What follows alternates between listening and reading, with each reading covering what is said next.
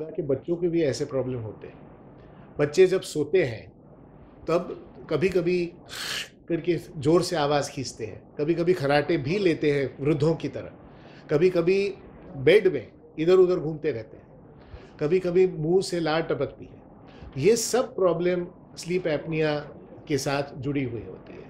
जब sleep apnoea के साथ ये जुड़े हुए होते हैं तो आप देखोगे कि ऐसे बच्चों जब भागते हैं, खेलते हैं, थक जाते हैं।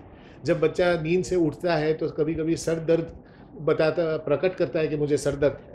और कभी-कभी पेरेंट्स को लगता है कि भई इसको स्कूल में नहीं जाना है इसलिए सर दर्द की ज़िक्र कर रहे हैं। बट ये गलत है, कभी-कभी ये कम ऑक्सीजन की वजह से पूरी रात बच्चे को कम ऑक्सीजन मिलता है, तब सर दर्द की मात्रा होने की संभावना है। अभी जब ये बच्चे को सिंपल ऑपरेशन से इसका हल किया जा सकता है। सिंपल टॉन्सिल और एडिनॉइड्स, एडिनॉइड्स अर्थात नाक के टॉन्सिल्स जो नाक के पीछे के हिस्से में है, उसको हटा के इमीडिएटली ये प्रॉब्लम खत्म हो सकता है। बच्चों को कभी-कभी बेड वेटिंग का प्रॉब्लम अर्थात रात में पेशाब हो जाना, ये प्रॉब्लम भी स्लीप एपनिया की वजह से होता है और ये चीज़ हल हो सकती है। स्लीप एपनिया जब होता है तो बच्चे की ऑक्सीजन मात्रा कम होती है, तो बेड वेटिंग की संभावना भी बढ़ जाती है। तो इस चीज़ के लिए भी एक बार बच्चे का चेकअप करना उचित रहता है। इलाज क्या है ये सब प्रॉब्लम के? इलाज कई प्रकार के हैं। मेडिकल इलाज है, सर्जिकल इलाज है। मेडिकल इलाज में नाक पे एक प्रकार का प्रेशर पंप पहना जाता है। उसका प्लस पॉइंट ये है कि रात के समय जब आप प्रेशर पंप पहन लो तो उसी रात से आपके खर्राटे बंद।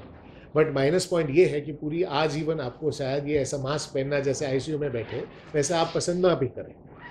दूसरा प्रॉब्लम ये भी है कि यदि नाक की हड्डी टेढ़ी हो, नाक की हड्डियाँ चौड़ी हो, तो ये प्रेशर पंप आप पहन नहीं पाओगे। बिकॉज़ वो प्रेशर इतने ज़्यादा ज़ाहिर होंगे कि आपको कष्ट होगा पहनने के लिए। तो ऐसी समस्या में छोटे से नाक के ऑपरेशन करने से प्रेशर पंप आप बर्दाश्त भी कर पाओगे। दूसरी इलाज है कि ऑपरेशन द्वारा कैसे ठीक किया जा सकता है। चंद स्लीप एपनिया के प्रॉब्लम ऐसे हैं कि ऑपरेशन द्वारा भी हम ठीक कर सकते हैं। जैसे तालू का ऑपरेशन, तालू को टाइट करने से, टॉन्सिल्स को कम करने से, तालू के पीछे के हिस्से को टाइट करने से, ये करके जो आवाज़ आती है वो कम हो जाती है।